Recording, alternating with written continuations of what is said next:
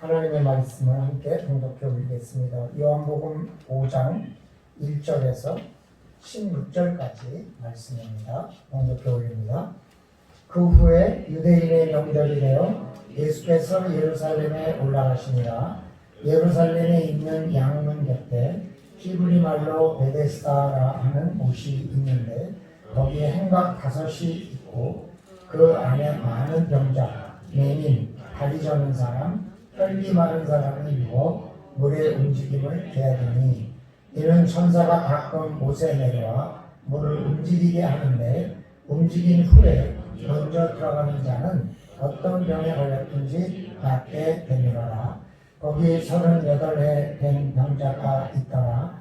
예수께서 그 누운 것을 보시고 병이 벌써 오래된 줄 아시고 이르시되 내가 낫고자 하느냐. 병자가 대답하되 주여 물이 움직일 때 나를 못에 넣어주는 사람이 없어 내가 가는 동안에 다른 사람이 먼저 내려가나이다.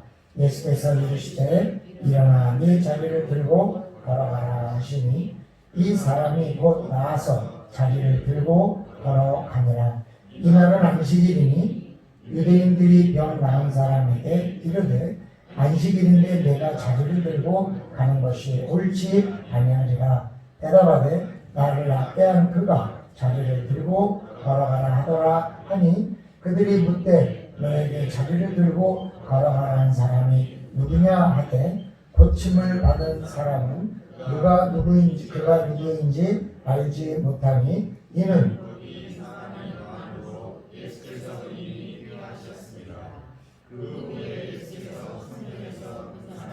만나 이르시되 보라 내가 나았으니 더 심한 것이 생기지 않게 다시는 죄를 범하지 말라 하시니 그 사람이 유대인들에게 가서 자기를 고친 이는 예수라 하니라. 그러므로 안식일에 이러한 일을 행하신다 하여 유대인들이 예수를 박해하게 되니라. 아멘. 온천을 좋아하는 국민은 없을 것입니다. 요즘 코로나 때문에 온천을 많이 못 가시는 것 같은데도 또 이렇게 아름아름 보면 그 온천에서 확진자가 많이 늘어나는 거 보면 여전히 그 상황에서도 가는 사람은 많이 가는 것 같습니다. 이집트에서 이스라엘로 갈 때 광야길이 2가지가 있는데 저쪽 지중해 해변을 따라가는 길이 있고 아래쪽으로 가는 길이 있는데 대부분 한 번 갈 때는 이쪽으로 갔다가 다음에는 반대쪽으로 옵니다. 왜냐하면 그게 이제 시내산을 봐야 되는 쪽은 한쪽이기 때문에 거기 가는데 거기서 이렇게 하루 동안 버스를 타고 광야를 계속 달려서 시내산까지 가게 됩니다. 근데 그 달리는 코스 가운데 유황이 흐르는 계곡이 하나 있습니다. 그래서 그냥 우리나라 같으면 벌써 거기다 온천을 세웠을 텐데 그 사람들은 그런 거 관심이 없으니까 그냥 유황이 자연 그대로 동굴에서부터 이렇게 흘러나와가지고 바닷가로 이렇게 들어갑니다. 그래서 거기 가면 한국 관광객만, 한국 성지순례단만 거기서 한 1시간 정도 머물게 돼요. 가면은 거기 바닷가에 들어가면은 그 따뜻한 물이 유황 온천에서부터 이렇게 흘러내려오니까 거기 따뜻한 물이기도 하고 아예 굴 속 안으로 들어가면 그 굴에서 유황 김이 이렇게 나오면서 따뜻하기 때문에 꼭 무슨 사우나탕에 들어가 있는 그런 느낌인데 엄청 좋아요. 그래서 한 번은 가이드가 그냥 가려고 그러길래 내가 아니 거기 가야지 왜 그냥 가냐 그러니까 그 목사님 아세요? 알지. 시간 일정도 안 맞아서 그냥 가려는데요. 늦게 들어갈 테니까 어차피 가서 못 자니까 빨리 가자. 그래서 그렇게 갔다가 왔거든요. 근데 정말 나도 한국 사람이라 그런지 참 좋아요. 그냥 갑자기 무슨 생각이냐면 40년 광야 생활을 이렇게 이스라엘인들이 하다가 이스라엘 백성들이 하다가 여기 있으면 참 좋았겠다 이런 생각이 갑자기 들었어요. 생각해보니까 우리나 좋아하지 뭐 그 사람들이 좋아했겠어요. 그래도 그냥 이렇게 좋더라고요.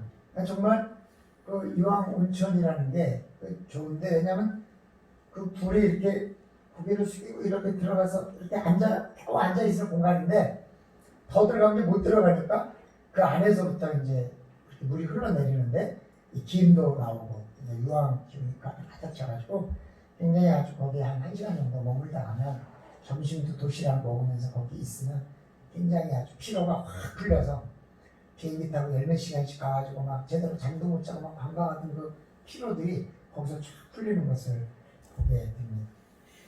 미국의 네바다주에 가면 이 사막 가운데 블랙락이라는 그 검은 돌이요. 그런 그 바위가 있어요. 여러분 찾아보시면 나올 거예요. 근데 이 광야에 높은 바위가 이렇게 솟아있는 무슨 마블링을 해놓은 것처럼 되어 있는데 그 끝에 구멍이 뚫려가지고 거기서 분수가 솟아나와가지고 미국 사람들이 거기 굉장히 많이 가고 관광객들도 거기 굉장히 많이 가거든요. 근데 그게 이제 간헐천이라 해서 간헐천이라는 건 뭐냐면 이 물이 계속 솟아오르는 게 아니라 그냥 안 흐르다가 갑자기 막 솟아오르는 거를 간헐천이라. 그건 왜 그러냐면 이제 가스가 밑에 이렇게 천연가스 같은 게 이렇게 있어서 조금씩 이렇게 나와서 이렇게 빵울빵울 생기다가 얘가 이제 갑자기 많이 나오거나 아니면 더 이상 이게 감당할 수 없어서 그게 가스가 갑자기 물이 솟아나면서 물을 차고 쫙 올라오니까 물이 확 솟아오르거든요. 근데 그런 관광지가 세계 여러 군데 있어요. 그래가지고 어떤 데는 20분에 한 번씩 정기적으로 물이 솟아오르는데 한 50m씩 솟아오르니까 사람들이 그 근처에 있다가 그 물이 쏟아지는데 이렇게 샤워라 그래야 되나? 이렇게 하면은 그게 유황물이기도 하고 되게 가스가 안에서 나오는 거니까 건강에 좋은 온천 같은 데 사람들이 거기에 모여 있다가 확 솟아오르면 이렇게 해가지고 물 적시기도 하고 이 네바다주는 발 위에 올라갈 수는 없는데 이렇게 멀리서 보는 그런 건데 하여간 그런 거.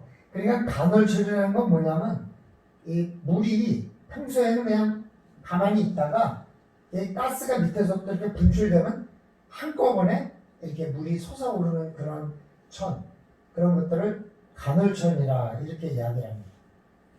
근데 이스라엘이 있는 그 예루살렘도 광야긴 한데 그 안에 원유가 이렇게 많았거든요. 그러니까 어느 정도 많았냐면 지금은 땅에다 파이프를 내서 이렇게 원유를 뽑아내지만 그 당시에는 그냥 바닥에 이렇게 흘렀다고요, 원유가.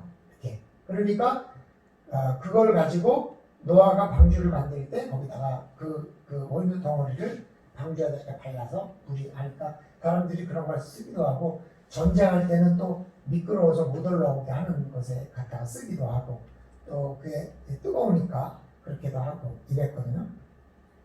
이 베다스다라는 곳도 그런 데 있는 곳이에요, 말하자면. 그러니까 물이 이제 어느 정도 이렇게 고여 있다가 이제 밑에서 가스가 움직이면 얘가 아마 이렇게 분수처럼 확 솟아오르지는 않고 어느 정도 이렇게 물이 요동을 치든지 아니면 가끔은 이렇게 물이 확 솟아오르든지 이렇게 되는데 이게 뭐 정기적으로 자주 되는 거는 아닌 것 같고 이게 가끔 이렇게 갑자기 물이 도는 거죠. 지금이야 천연가스 같이 아예 있다가 이게 올라오는 거다 이렇게 설명하지만 옛날에 그걸 모르니까 이거 왜 물이 이렇게 되는지 이런 걸 모르니까 사람들이 생각할 때 천사가 내려와서 물을 한번 휘젓는다. 그러니까 그때 그 물에 먼저 들어가면 기적과 같이 제일 먼저 들어간 사람의 병은 낫는다. 이렇게 이제 사람들이 믿었던 거죠. 근데 어떤 사람들은 뭐 그게 꼭 그래서 낫겠느냐, 뭐 물속에 들어가다 보면 어떤 사람이 낫는데 누가 먼저 들어갔는지 번호 뽑고 들어가는 것도 아니고 하여간 낫으니까 사람들이 제일 먼저 들어간 사람은 낫지 않았을까 하는 그런 희망을 갖고 있지 않느냐, 뭐 이렇게 이야기하기도 하는데 그냥 우리는 그냥 그렇게 믿으면 되죠. 제일 먼저 들어간 사람이 낫을 것 같다. 그러니까 거기에 많은 병자들이 모였다 그랬어요, 성경에. 많은 병자들이 모여가지고 언제 물이 이게 요동할지 모르니까 온갖 신경을 그냥 거기다 두고 있는 거예요. 어떤 사람이 복권을 매주 똑같은 번호로 복권을 사는데 어떤 주에 바빠서 못 샀는데 나중에 맞춰보니까 그때가 1등이었던 이런 거 있잖아요. 그때 샀어야 되는데 못 산 거죠. 그때만 빼고 그때 하루를 위해서 샀던 건데 그런 것처럼 얼마나 그 마음이 아쉽고 그 사람이 그게 생각이 나겠어요. 그런데 그것만 바라보다가 그게 동에도 들어갈 수 없거나 아니면 하필 화장실 갈 때 돌아설 수도 있는 거고 하여간 그게 뭐 언제 어떻게 될지 모르니까 그 상황들이 이제 이렇게 있었는데, 그리고 거기 모인 병자들을 세 부류를 성경이 얘기하고 있습니다. 첫째는 맹인, 그 다음에 두 번째는 다리 저는 자, 그 다음에 혈기 마른 자, 세 부류입니다. 아마도 거기에 딱 요 세 종류만 있지는 않았을 것 같아요. 많이 있었는데 왜 이 성경의 저자는 꼭 요 세 사람을 콕 집어서 이야기를 했을까?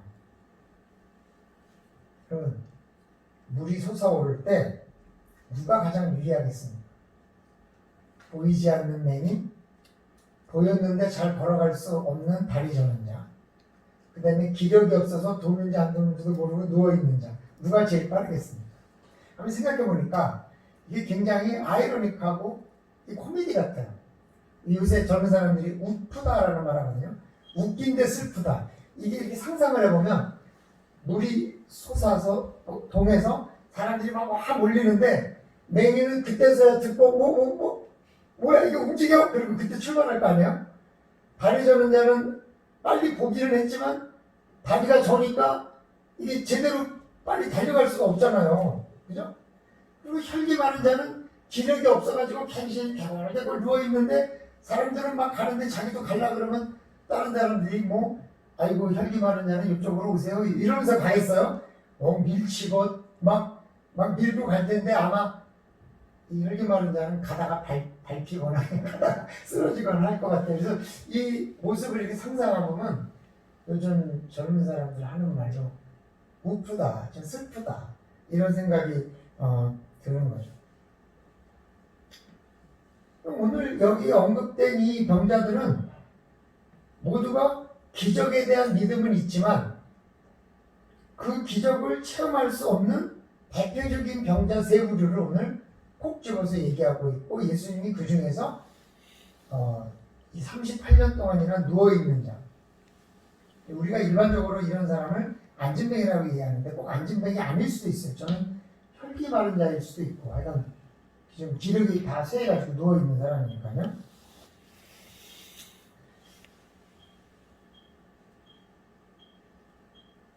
이 세 사람이 정말 낫고 싶은데 기적에 대한 믿음은 있지만 그 기적과 전혀 관계없는 이 세 사람 중에서도 38년이나 그 기적을 기대하며 누워있는 이 자리에 누워있는 사람, 뭐 그냥 숫자적으로 하루에 한 번 그 천이 움직였다 그러면 1년에 365번이고 38년이면은 한 13,870번이나 기적이 일어나도 그 기적과 관계없는 사람, 아무리 기적이 일어나도 기적과 관계없는, 그 기적의 혜택을 볼 수 없는 그런 사람. 근데 뭐 일반적으로 이스라엘 백성의 수명이 50살이라고 볼 때 그 50살이 될 때까지 한 12년 남았다 그래도 한 4,300번의 기적이 일어난다 해도 그 기적과 전혀 관계없는 사람. 이 상황은 기적이 일어난다 해도 그 기적을 자신의 기적으로 만들지 못하는 안타까운 사람들이 모여있는 이 기적의 현장 베데스다에서 유독 그 가능성이 없어 보이는 사람에게 예수님이 오신 거죠. 그리고 이렇게 물어보셨어요. 내 병이 낫기를 원하느냐? 이렇게 물어보셨어요. 근데 그때 이 사람의 답이 뭐냐면, 주여, 물이 움직일 때 나를 못에 넣어주는 사람이 없어? 내가 가는 동안에 다른 사람이 먼저 내려가나이다. 한번 생각해 보죠. 병이 낫기를 원하느냐? 어떻게 대답하면 돼요? 예. 아니면 제 병을 낫게 해주세요. 이렇게 예수님에게 차라리 말하면 좋을 텐데, 이 병자가 답한 글은 자그마치 42자예요. 예, 한 글자면 될 거를 44배의 많은 대답을 했지만 이 대답 속에는 희망이나 소망이 없어요. 근데 어차피 안 돼요, 이 사람은. 38년 동안이나 물이 동했지만 들어갈 수 없었는데 이 사람이 과연 앞으로 50대까지 들어갈 가능성이 있느냐? 없어요. 정말 기적이 일어나지 않으면 그 기적을 일으킬 수 없어요. 근데 그 사람이 왜 거기 와 있느냐? 아유, 어차피 안 되나. 아니, 내 이거 가지고 한 2번 해봤는데 안 돼. 난 집에 갈 거야. 그게 아니라 안 되는데도 있는 거예요. 성숙한 사람에 대해서 그 단 브라우닝이라는 목회 상담학가가 뭐라고 얘기했냐면 이렇게 얘기했어요. 불가능이 없다는 생각이 사람을 움직이는 힘이다 그랬어요. 불가능하다고 생각하면 아무것도 안 해요. 그러나 불가능은 없다. 그러면 그 불가능에 도전하는 거예요. 그럼 우리가 생각할 때 저 사람은 교회 다시 안 나올 거야. 그 사람은 안 나와요. 그럼 불가능은 없어요. 하나님께서 분명히 그 사람을 다시 교회에 나오게 할 거야. 이렇게 불가능이 없다고 믿으면 그 일이 기적처럼 일어나지 않겠어요? 근데 내가 불가능하다고 생각하는 일이 어떻게 일어나겠어요? 나는 합격할 수 없어. 그 사람은 어떻게 합격하겠어요? 그러면 한번 들어보세요. 나는 합격할 수 없다고 생각하는 사람이 공부하는 것과 나는 합격할 수 있다고 생각하는 사람이 공부하는 것과 이 두 문장에서 다른 단어는 딱 한 자입니다. 없다, 있다. 그죠? 다시 한번 제가 들려드릴게요. 나는 합격할 수 없다고 생각하는 사람이 공부하는 것과 나는 합격할 수 있다고 생각하는 사람이 공부하는 것과 한 글자 차이라요. 근데 결과는요. 하늘과 땅 차이죠. 합격할 수 없다고 생각하면서 공부하는 사람이 어떻게 합격하겠어요? 합격할 수 있다고 생각하고 공부해도 될까 말까 한데. 그잖아요? 그러면 불가능하다고 생각하는 사람은 그 불가능을 극복할 수 없다 이거예요. 그러나 불가능은 없다 이렇게 생각하는 사람이 극복할 수 있다는 거예요. 나이가 아무리 많아도 나이가 아무리 적어도 아무리 돈이 없어도 아무리 돈이 있어도 불가능하다는 생각은 사람을 성숙하게 만들지 못한다. 그러나 불가능은 없다. 이렇게 생각하는 사람이 자기 자신의 한계를 극복하고 또 성숙해진다. 그렇게 얘기를 하는 거예요.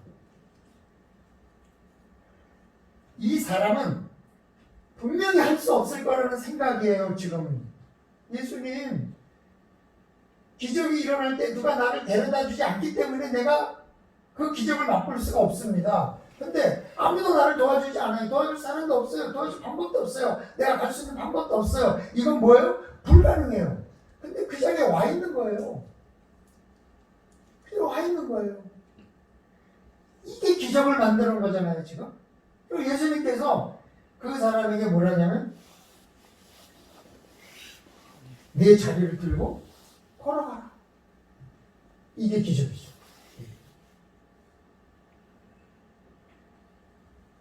아직 불가능이라는 생각이 지배적이지만 자신은 못 움직이고 다른 사람이 해주지도 못하니 자신은 기적을 체험할 방법이 없다는 것이 그 사람의 생각이지만 그런 불가능을 이기고자 그 자리에 앉아 있는 거예요. 그 사람의 믿음은 못이 움직일 때가 된 때 나를 누군가 데려다 주기만 하면 나올 수 있을 것이다. 불가능이란 못이 움직일 때 그곳으로 갈 수 없다는 거예요. 그러면 그곳에 가기만 하면 날 수 있다는 믿음은 있어요. 갈 수 없어요.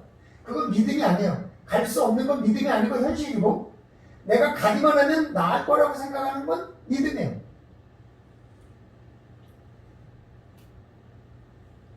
오늘 예수님께서 못에 가지 않고도 날 수 있는 방법으로 그의 병을 치료해 줬어요. 내 자리를 들고 걸어가라. 그때 이 사람이 가르침은 못으로 가면 나올 수 있다는 믿음이 내 안에 있다. 그 믿음으로 내가 나아라 이거예요. 지금 이 병자는 못의 물이 움직이기를 그리고 그 물가로 가기만 하면 자신의 병이 나올 수 있다는 믿음이 있다는 것을 본 예수님이 그 믿음을 가지고 자리를 들고 걸어가라. 그건 할 수 있다. 그 사람을 못가로 데려다 주지 못하지만 자리를 들고 걸어가는 걸 할 수 있으니까 해봐라. 들고 일어난 거예요. 믿음의 방향을 바꿔준 거죠. 물이 움직이는 것을 기다리는 것이 아니라 자리를 들고 일어날 수 있다는 믿음으로 예수님께서 바꾸니까 예수님은 그를 업고 물가로 가지도 않으셨고 그에게 물가의 가장 좋은 자리를 맡아주지도 않으셨고 그의 몸을 만져주지도 않으셨어요. 그 믿음, 물가에 가면 나올 수 있다는 그의 믿음, 그 믿음으로 기적을 일으켜 주신 거죠. 우리에게도 그 믿음이 있는 거죠. 코로나19 상황에서도 예배에 나오는 믿음, 함께 예배하는 믿음, 하나님이 우리의 예배를 들으신다는 믿음, 내가 구원을 받았기 때문에 그것이 무한한 기쁨이라는 믿음, 그런 믿음이죠. 그 믿음은요, 모든 걸 다 이길 수 있는 거예요.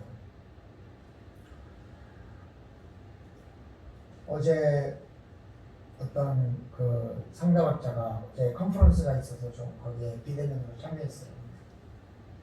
무슨 얘기를 하냐면 코로나19 상황에 사람들이 다 분노가 가득 차 있고 두려움이 가득 차 있을 때 우리가 해야 될 일이, 목회 상담가가 해야 될 일이 뭐냐? 기쁨을 주는 거다. 기쁨.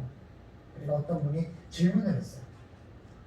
이런 상황에서 뭘로 기쁨을 줍니까? 우리가 뭘로? 왜 그러느냐?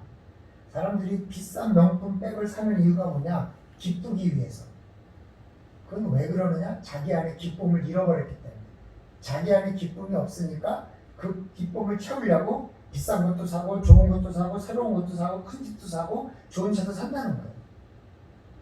근데 내 안에 예수 그리스도의 보혈의 제사함의 기쁨이 있으면 다른 기쁨은 무시한다는 거야. 아이, 그까짓 겁니다. 내 안에 기쁨이 충만하기 때문에. 여러분, 배부른 사람은 먹을 걸 탐하지 않아요. 그러잖아요? 배가 부른데도 먹을 걸 탐하는 사람은 질병이고요, 그거는. 근데 배가 고파보세요. 지나가던 애가 먹는 핫도그 하나도 먹고 싶어요. 그렇잖아요? 그러니까 내 안에 기쁨을 잃어버리기 때문에 그 기쁨을 찾는 건데 그 기쁨은 내가 뭘 사줘서 주는 기쁨이 아니라 예수 그리스도의 보혈의 피로 네가 온전해졌다는 그 믿음을 심어주는 진정한 기쁨을 갖게 되면 나머지는 다 해결이 된다. 그분이 그렇게 얘기해요. 짧은 시간에 얘기했기 때문에 얼마나 다 이해했는지 모르지만 나는 그 말을 들으면서 야, 저분이 진짜 목회 상담가구나 이런 생각을 했어요. 예. 내가 한국에 있어 한번 만나보고 싶은데 뭐 미국에 있으니까 내가 만날 수는 없지만 비대면이니까 좋더만요. 미국에 있는 교수님들이 그렇게 강의하니까 질문도 아주 좋고 좋았어요. 주변에서 아무리 손가락질해도 예배를 통해서 하나님을 만나는 것이 더 소중하다는 믿음. 그 어떤 것보다 주일은 주일날답게 하나님을 찬양하며 지내야겠다는 그런 믿음. 누군가가 코로나를 좀 끝내줬으면 좋겠다는 믿음. 그 믿음을 우리가 바꿔서 내가 코로나를 이길 수 있다는 믿음으로 바꾸면 같은 믿음이지만 방향이 바뀌어진 믿음. 누군가 코로나를 끝내주고 누군가 백신을 만들고 누가 치료를 만들어서 누군가 이 코로나를 끝내줄 수 수만 있으면 좋겠다라는 믿음이 있다면 그 믿음이 우리가 바꿔서 하나님께서 우리가 그 코로나를 이길 수 있다는 믿음으로 바꾸면 우리가 우리 자리를 들고 일어나서 돌아갈 수 있지 않을까요? 믿음의 방향이 있어. 우리에게 믿음이 전혀 없다면 불가능하지만 왜 우리 믿음이 있습니까? 문제는 간혹 이런 믿음이 지나치게 출중해가지고 막 마스크도 안 쓰고 나는 안 걸린다 막 이러는 게 이상한 거죠. 요즘 그 정부에서 계속 그런 얘기하는 손 씻고 마스크 써라 이러잖아요. 근데 한 가지 더 중요한 거 있는데 내가 코로나에 걸려도 조기에 내가 내 스스로 물리칠 수 있도록 면역력을 증강시키는 거거든요. 그러니까 이럴 때는 제가 한번 말씀드렸는데 집에 있는 온갖 영양제 특히 비타민 많이 드세요. 다 그 나중에 유효기간 지난 다음에 버리지 마시고 그리고 이 영양제 같은 거 있잖아요. 눈에 보여야 먹어요. 찬장에 넣어놓으면 다 유효기간 지날 때까지 잊어먹으니까 다 꺼내다가 식탁에다 갖다가 싸놓고 저희도 열심히 먹고 있어요. 또 하나는 뭐냐면 과로하지 마세요. 이럴 때는 제 시간에 자고 제 시간에 일어나고 제 시간에 먹고 무리하지 않아요.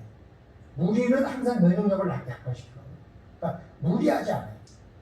이것만 잘해도 우리가 코로나 극복할 수 있다고 저는 생각을 해요. 왜냐하면 우리 몸에 그 코로나 정도 이길 수 있는 힘이 있거든요. 근데 왜 자꾸 노인들이 문제가 생기느냐? 노인은 그런 면역력이 약하니까 문제가 생기는 거고 젊은이들은 왜 저렇게 그냥 지멋대로냐? 자기는 이길 수 있다는 확신이 있으니까 그러는 건데 어쨌든 하여간 우리가 조심해서 오늘 기적의 주인공은 자신의 믿음을 발견한 38년 된 병자죠.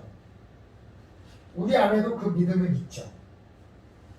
그 믿음이 기적을 일으킨다는 거예요. 방향만 바꾸는 거예요. 우리가 불가능하다는 어떤 생각에 매여 있지 말고 바꿀 수 있는 방법이 뭐냐? 내가 조심하고 면역력을 키우고 그러면서 하나님께서 나를 도와주실 거라는 믿음을 가지고 이 코로나를 함께 이겨서 우리 안에 있는 믿음이 곧 우리의 신령과 삶을 새롭게 이끌어갈 수 있는 기적과 같은 삶이 되시기를 주님의 이름으로 축원합니다. 근데 그런 기적을 보면서 율법 운운하는 사람이 있었죠. 38년 된 병자가 일어나 그 걷는 기적을 체험한 이 사람에게 축하하고 기뻐하고 야 너는 이러는 게 아니라 그 기적의 믿음을 소유하려고 하는 것이 아니라 율법의 안식일에 자리를 들고 갈 수 없다는 조항을 지키지 않은 이 불법한 병자를 보고 있는 거예요. 안식일에는 자리를 들고 가면 안 되거든요. 그건 일이라고 생각해. 걸어가는 건 일이 아닌데 자리를 들고 가면 일이기 때문에. 물론 그 사람이 38년 된 병자였는지 몰랐을 수도 있지만은 그들은 안식일을 범하라는 한 예수님의 표적 삼아서 그렇게 예수님을 박해하기 시작했다고 성경은 말하죠. 세상에는 기적의 주인공도 있고 그 기적의 기쁨을 회방하는 사람도 있어요. 최근에 한 가수의 학위 문제가 화제가 됐죠. 박사학위를 받았는데 그게 뭐 표절이 된 거다 이런 얘기가 많았어요. 저도 이번에 학위를 받으려고 하는데 이제 똑같이 그 카피킬러라는 걸 써서 제 학위 논문을 검사하거든요. 지금은 9% 이상이면 접수를 안 받아요, 학교에서. 돌려서 내가 보고 그럼 또 그게 어디서 누구의 논문과 비슷하다는 걸 보여주기 때문에 그걸 다 달아서 최소한도 하여간 9% 이내로 낮춰야 돼요. 근데요, 제가 올해 논문을 등록하고 내년쯤 제 논문을 가지고 돌리면요 100% 표절이에요. 왜냐면 내 논문이 거기 있기 때문에. 그게 내 논문이랑 비교하는 게 아니에요. 내 논문도 다른 논문이라고 보고 비교를 하는 거예요. 왜? 나도 다른 논문을 쓸 수 있으니까. 그러니까 이 사람이 몇 년 전에 논문을 쓸 때 사실은 대부분 다 그런 식으로 논문을 썼어요. 남의 걸 가지고 이렇게 적당히 이렇게 해서 그래서 그때는 그게 다 그냥 그런 줄 알았어. 그래서 되는 줄 알았어. 근데 어느 날 갑자기 표절이라는 게 생기고 카피킬러라는 게 생기고 그랬는데 지금 그 사람이 자기 카피킬러를 돌려도 결국 95%가 나온 건 자기 논문 때문에 그럴 가능성도 있어요. 그럼 그 사람이 만약에 제대로 알아보려면 돈을 유료로 카피킬러의 유료 회원이 돼가지고 자기가 돈을 내고 그걸 돌려서 그 사람의 그 표절이 누구의 논문과 똑같은지를 일일이 다 비교해봐야 그 중에서 몇 프로가 있는지 나오거든요. 과연 그 사람이 그렇게 했을까요? 저는 안 했을 거라고 봐요. 그냥 돌려보니까 95% 그런 거죠. 학위를 갖고 있는 사람이나 아니면 교수들이 그것에 대해서 문제를 삼는 건 모르겠지만 일반인들이 그렇게 문제를 삼는 건 좀 지나친 거 아닌가라는 생각도 들고 옛날에는 사실 다 그랬어요. 저도 석사 논문 쓸 때는 아마 제 석사 논문 돌려면 비슷하게 나와요. 제가 이번에 박사학위 받을 때 석사는 안 그렇지만 카피킬러를 돌려야겠지만 옛날에 신대원을 졸업할 때 1996년에 그때는 다 그렇게 했거든요. 저희도 뭐 남의 거 같다 할 때 적당히 좀 고쳐서 쓰고 이렇게 해서 다 그때는 그게 뭐 아무렇지도 않은 줄 알고 윤리적으로 문제가 없는 줄 알고 썼는데 이제 보니까 이제 그래서 제 것도 다 내렸지만 말하자면 뭐냐면 사람들이 왜 나는 잘 되면 배가 아픈지 모르겠어. 그냥 아니 가수가 교수가 아니고 가수가 논문 하나 썼는데 그냥 자기가 박수 주면 되는 건데 뭐 그걸 또 문자로 바꿔서 카피킬러 돌리고 몇 프로미터 그냥 그런 걸 보면서 저렇게 쓸 에너지를 좀 좋은 데 쓰지. 누군가를 돕고 결국 끌어내리는 사람에 의해서 이 세상은 발전하지 않아요. 격려하고 칭찬하는데 하는 거죠. 본론으로 돌아오면 오늘 안식일인데 예수님이 내일 고쳐주셔도 돼요. 왜? 38년 된 병자가 내일 있을까요? 없을까요? 있겠죠? 내일 고쳐도 돼요. 내일 내가 다시 올게. 그래서 그 사람 기다릴 거예요. 근데 그날 안식일인지 몰랐어요, 예수님이? 알으셨겠죠. 근데 굳이 그날 그 많은 사람들에서 주목받게끔 고쳤어요. 에덤스담 못이 유일한 희망인 그 사람이 그래서 고침을 받은 거죠. 그래서 율법주의자들과의 논쟁이 시작된 거예요.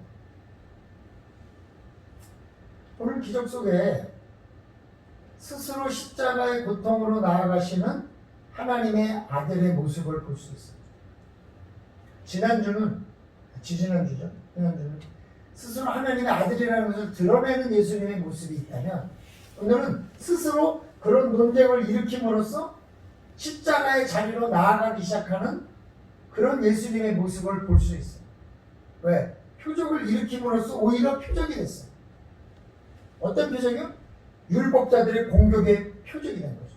그래서 율법자들이 그날부터 예수님을 박해하기로 마음을 먹은 거예요. 어쩔 때는요. 예수님이 꼭 좋은 일로만 표적이 일어나는 건 아니고 우리가 오히려 어렵게 되는 표적을 통해서 우리를 오히려 구원하시는 하나님의 역사를 만들어 가시는 하나님의 일도 우리가 좀 볼 수 있어요. 예수님이 십자가에 못 박히지 않았다면 어떻게 됐을까?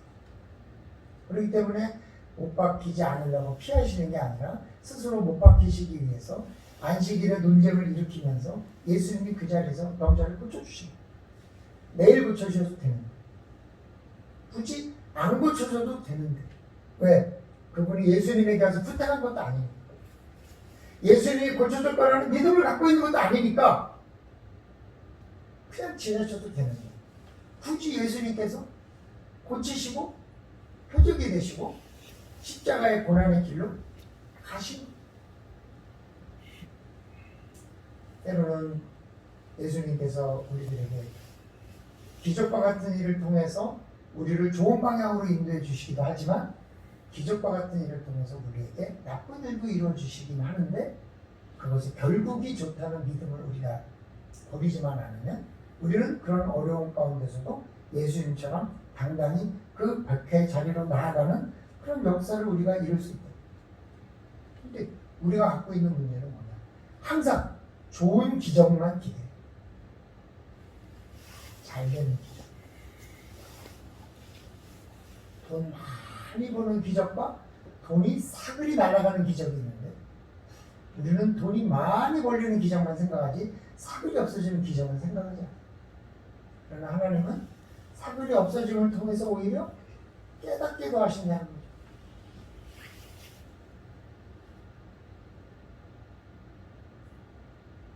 사랑하는 성도, 오늘 예수님의 이 기적은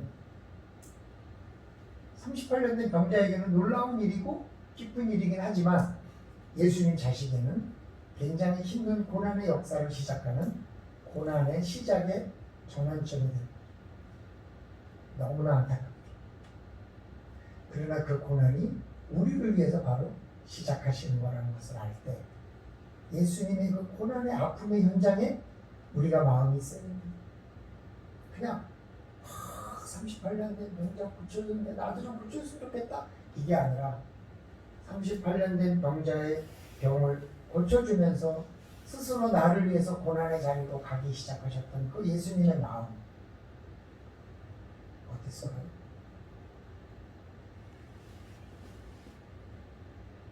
기쁘셨을까요?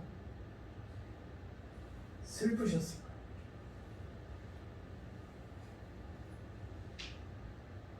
잘 모르지만 우리가 그 예수님의 마음을 이해할 때 나의 구원에 대한 기쁨이 더 클 수 있다. 오늘 38년 된 병자의 병을 고쳐주면서 박해의 논쟁으로 들어가기 시작하셨던 예수님이 스스로 그 자리로 걸어가시는 그런 모습 속에서 그저 병 낫기만을 원하고 돈 많이 벌기만 원하고 좋은 기적만을 원하는 우리의 약한 믿음 가운데 한번 살짝 돌을 던져봤으면 좋겠다. 우리 주님은 어떠셨을까? 기도드리겠습니다. 아버지 하나님, 참으로 우리 예수님께서는 표적을 일으키시면서 십자가의 부활의 자리로 가시기 위한 고난의 자리로 나아가기 위한 박해 문장의 출발을 시작하고 계십니다.